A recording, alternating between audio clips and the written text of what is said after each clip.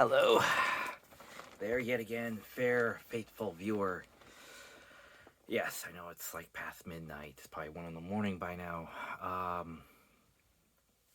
But ugh, it's a flower on me. Anyway, yes, I just got done watching off of YouTube, not on Disney, at least for another month. uh, the Owl House series finale, Watching and Dreaming, season 3, special episode 3. Well, it wasn't bad. Let's put it that way. It's a lot like Mario from the last video. It was good. It was entertaining. It just had some issues, some basic logic issues. I have a bit of an issue with because it just doesn't make a whole lot of sense. Again, kneecapped at this court because we got to get from emotional A to B to C, but the power and logic we had suddenly doesn't make any sense.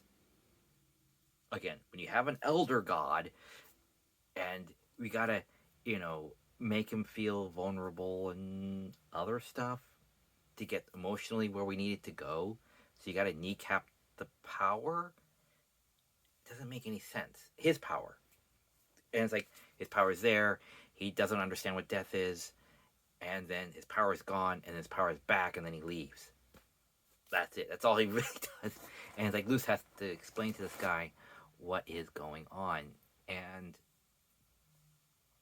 it's a bit inconsistent because it's like his power's there and his power's not. It's like, well, that doesn't make any sense. Everything else feels proper. It has structure, has logic, and everything else that happens is there. Okay, sure, fine. But then when it gets to basically this evil Tut, i.e., the collector, and again, we never actually.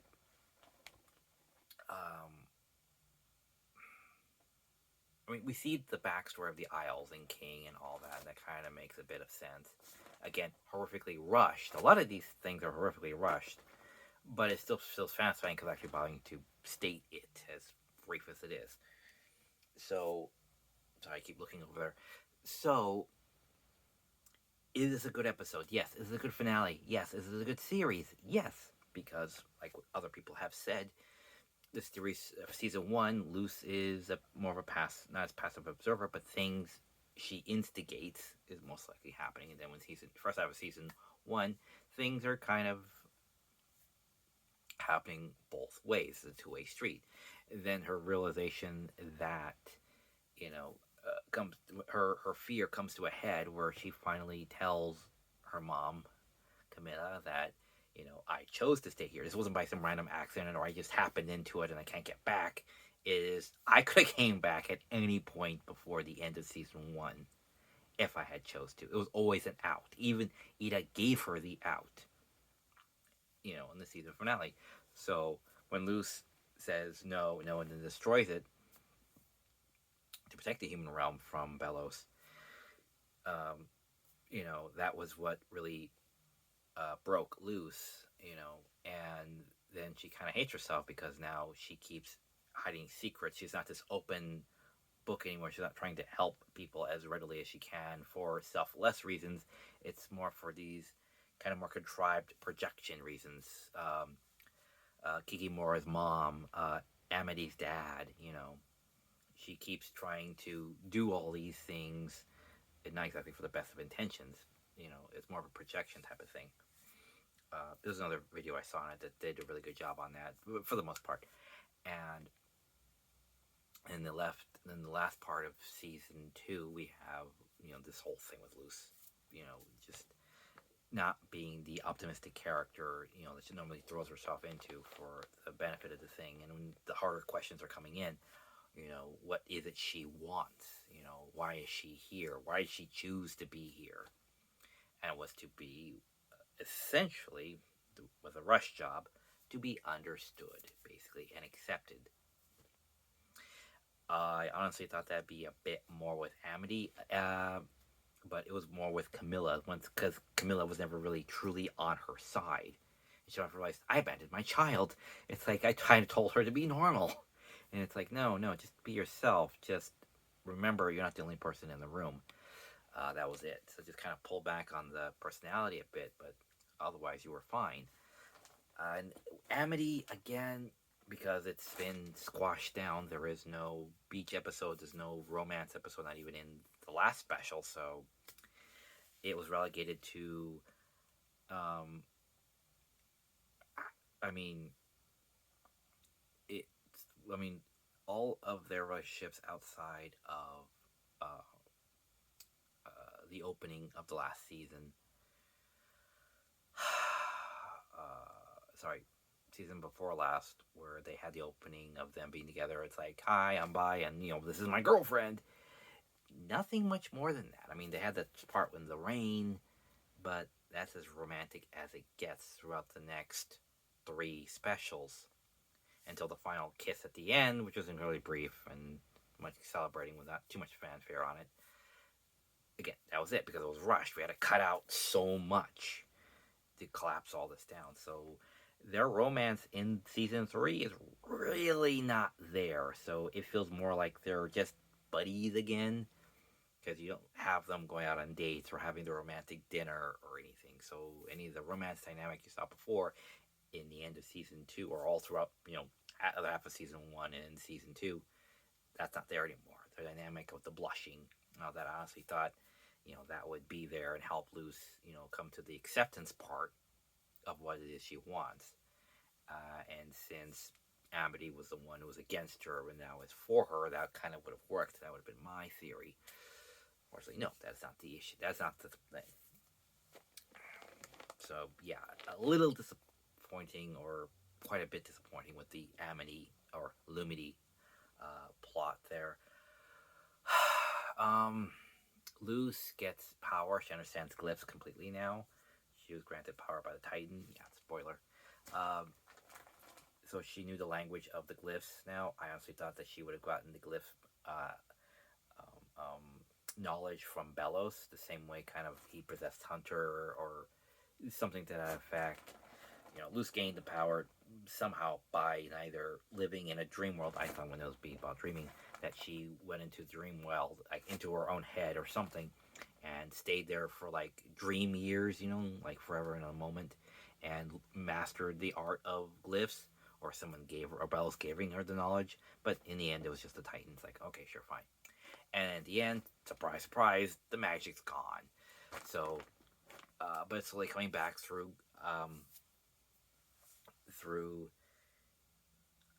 King, but it does get a little confusing because the Titan power is gone, but somehow, so the Titan power is gone, glyph magic is gone, so wild magic, glyph magic's gone, but somehow everyone else's power still remains.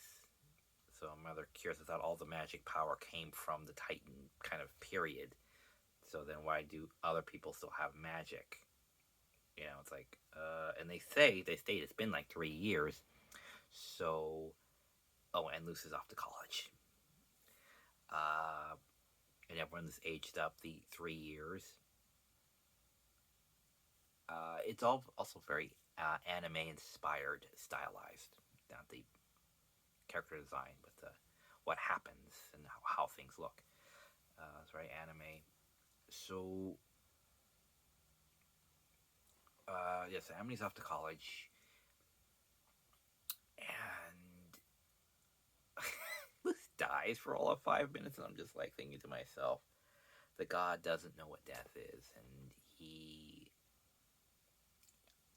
says, well, you just fix things. These are just toys. You just put them back together. Why isn't it working? Why can't I bring back Luce? And then suddenly his power craps out on him in the end. It's like, that doesn't make much sense. And then he gets powers back, and then he leaves. And that makes concept of friendship and people befriending him because he knows what it means to be lost and alone. It's like, does this guy really deserve your pity or anything? Really? It's kind of like, again, we don't know this kid too much, can't get emotionally attached to him or feel sympathy for him, so for his redemption arc feels horrifically rushed. But there was a satisfying ending for Belos, where at the end he says, Luce, you're better than this, we're humans. And he's like pleading with her to help protect him from the rain or something or other. I don't know. But then the others show up and say, "But we're not above that," and then just stomp what little bit of him left into the dirt. So he's dead finally. Yeah,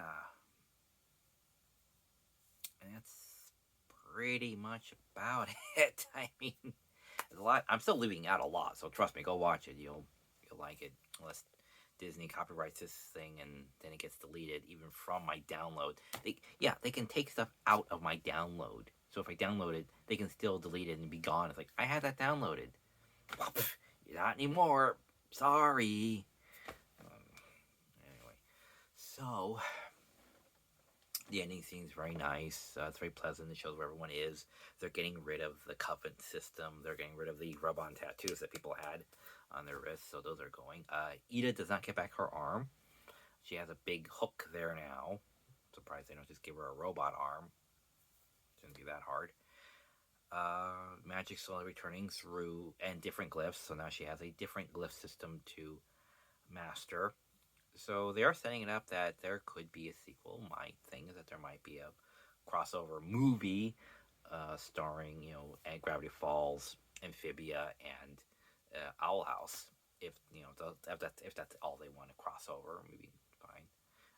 Maybe then Hop Pop could get his wallet back. That'd be interesting as a subplot. Hop Pop will be chasing Ida around trying to get his wallet back.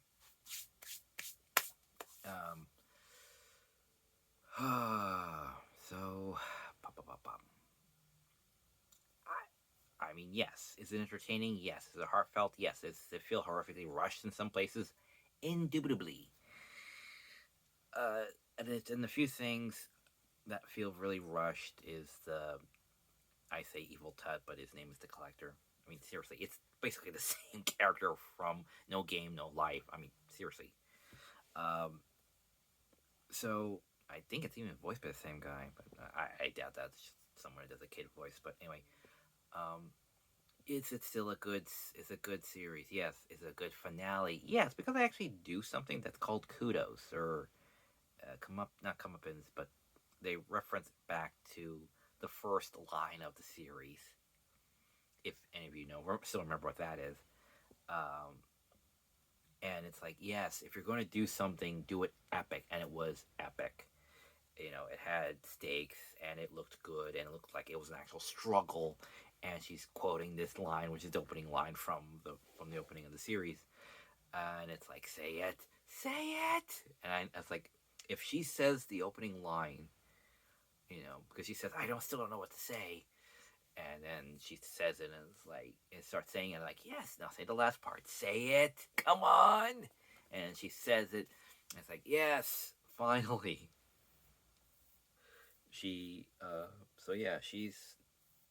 going to college. I think in the Boiling Isles. I believe that's what she's doing. Because she said she's taking all the glyph courses. Again, powered by what? Again, it's very confusing. They lost the magic, but they still have the magic. That doesn't make any sense. It's like, either you have the magic or you don't. Right? It's like, where? But anyway, so apparently it is that Amity is going to... and the portal door still works. So again, without the magic, how is that a thing? But anyway, so Luce seems to be going to the college in the demon realm, possibly also with Amity and her friends. And after 3 years of helping to rebuild the Boiling Isles, apparently they needed her for that, even though she was powerless. Something, I don't know. I'll have to watch it again to see if I could try to ascertain. It is at the end of a 7-hour thing, because I started at 5 this afternoon, so I am very tired. But very happy that I got to see this season finale, and I trailers lie a lot. So getting into a new series is really can be a bit difficult for me. Like I said in the BoJack Horseman review, like I didn't want to get into MASH because it had war and sadness in it, but then it had all this comedy and character and rich storytelling. I didn't get into BoJack Horseman because it was like Dan Versus, where it was just this loudmouth, train wreck of a character. This BoJack person who's just a drunkard and an angry character. Why would I watch that? The trailer seemed to be a bit jokey, but it looked more like it was this poking fun at this tragic character. Now that I know, when people wanted to explain it a little bit more of what it is, it's like, oh, it's all this. It's not just this. It's all this. It's like, oh, that's why it's one of my favorite shows, much like MASH. It's because people bothered to explain it properly. It has, it could say it's all this. It's like, oh, okay. You're not just this stupid cartoon about a drunkard horse that complains about honeydew. It's more than that. It's like, okay. He's trying to get another gig and he's not, and he has a stupid friend named Todd, and it's like, why would I watch this? So when I would see I remember I don't have cable, but when I would hear about the Owl House, it was like, oh, it's some other Disney show. It's for kids. I don't know what it's about until I see people talk about it, and it's like, oh, okay. This is actually pretty good. So the first half of season 1, I completely missed. It was up until Grom, I believe is what it was. People were talking about Grom, and it's like, okay, awesome. Let me go back and watch this whole thing. So then I watched, from the first 14 episodes or whatever it was. 14 episodes up until Grom, if memory serves. And I liked it. I liked the opening. I liked the fact that she's this kooky character, and again, much like Amphibia, again, you don't expect anyone to bring their A game, but these writers at Disney animation series are actually pretty dang good. They made this rather nice. So yeah, I became a bit of a fan of Amphibia and Owl House, considering they share similar writers. So I was able to give it more of a chance, and it grows on you. Kind of more reluctantly, it grew on me because I kind of didn't want to be a fan of Amphibia because it looked too cartoony, but it actually holds up dear. It has really good stakes. I mean, that tower scene at the end where Sasha's hanging on, and she sees that if I don't let go, I'm going to pull Anne and her family with me, even though they were suddenly at odds. And she looks at her and says, Anne, you're probably better off without me. You'll be fine without me, and then let's go.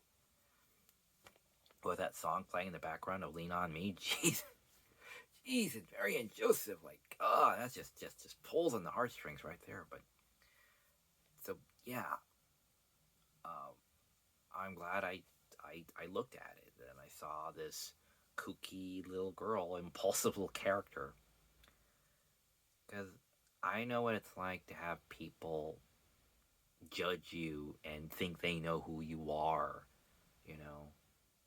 I was talking to someone the other day at my job, and the co-manager or someone in charge walks around the corner and says, Gregory, stop bothering them. I'm bothering people? And it's like, well, that just felt like insulting and embarrassing, just to have someone state that very loudly so everyone can hear. Gregory, just stop talking. But they talk. Everyone else talks. A lot. They socialize a lot at that job. But how dare I try to maintain a dialogue with people? Oh, I'm so evil. Oh, it's the fuck. Just the fuck. So I know what that's like, to be judged because someone was like, well, I don't think you should talk to them, Greg. Well, if they don't want to talk to me, that's their right to tell me that, the person I'm talking to. If they don't want to talk to me, that's fine. But they have to say that. They can't have the moral police do their speaking for them. Right? I mean, that's just how it should be. It's proper. That's called having a spine. That's called making your own decisions, having your free will, speaking up. But instead, people go and grab the nearest authority like they're 12. And it's like, you're not 12, you're not 5, you're not some small little child. You're an adult. You can say things. You can speak up. And people were telling me to shut up all my life. Like, I not warranted to speak. That's probably why I have a very low sense of self-esteem and self-worth, is because everyone keeps telling me, I'm not worth talking to or worth having an opinion, even by my own siblings. They keep scoffing at me. Oh, Greg, you're so childish. Really? And what are you doing today? Oh, well, I almost got this girl pregnant. Or, oh, gee, I have this Ritalin problem. It's like, dude, how are you better than me? These people, they make act, they pass judgment on me like they're superior. When there was claim they're superior, they're the adult. Really? Then why aren't you acting like it? None of them do. They claim to, but honestly, they don't. No one does. Be the adult in the room, or the authority. Tell me to shut up. Stop bothering people.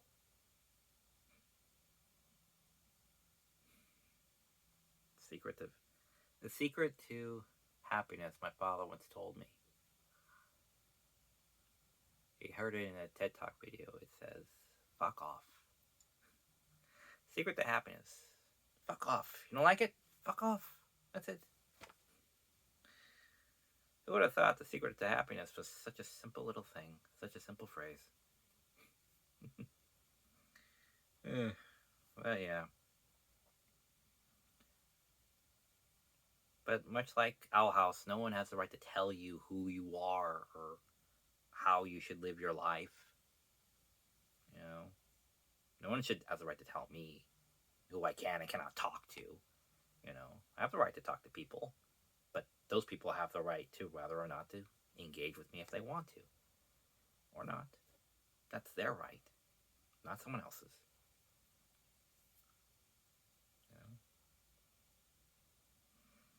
We all have free will. We have to exercise that, not be passive sheep. And last time I checked, teenagers are not the most willful people in the world. They may claim that, be independent, be different than their parents. One thing I was not in high school was conformative. And the one thing teenagers were and always have and always shall be is conformative. They are. They just don't realize it. They just think, well, no, I'm just, I'm being my individual, why I look like everybody else here.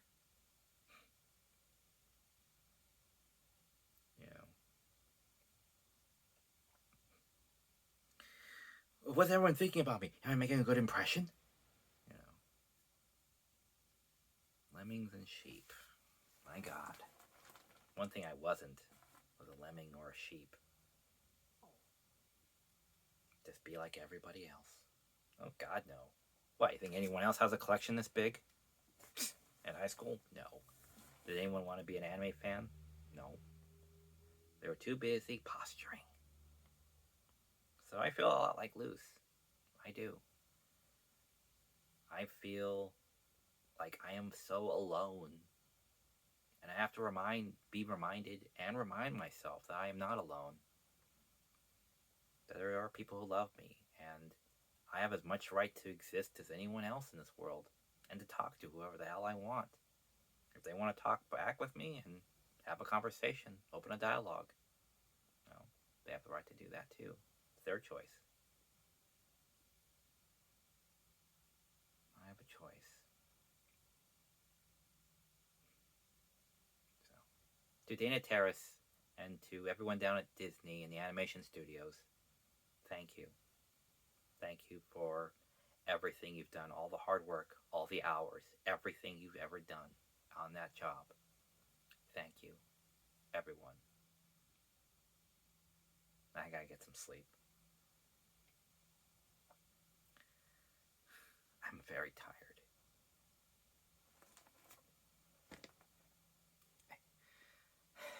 that's all I have to say about that. That feels good. Everything I just said feels good to just get it out. Thank you. Oh, and just so you know, for context and clarity's sake, that conversation, the one I was told to stop bothering people, was my first conversation of the day at what was it? 6 o'clock in the afternoon. Yeah, first conversation of the day at 6. Just so you know. Yeah, because I talked with so many people in my life. All right. Well, goodbye, all. Good night, and see you in the next cartoon series or whatever comes by. Whatever the future may bring. See ya.